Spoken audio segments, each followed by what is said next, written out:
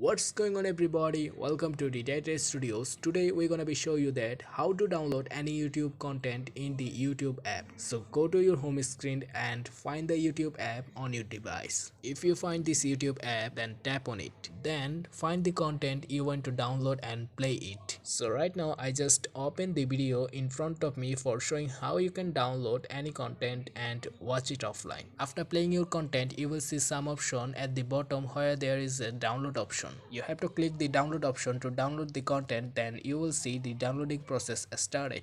After that, if you click on the view option of the lower right side of screen, you will go directly to the where all the downloaded content have. Here you can see download completion percentage of my content. The download will be completed only after 100%. So that's it for today guys. That's how you can download any content in the YouTube. If you like this video, leave a thumbs up, and if you want to watch like this more videos, then must be subscribed to get update from our channel and show us your love by sharing our videos. See you guys on next video. Stay tuned with us.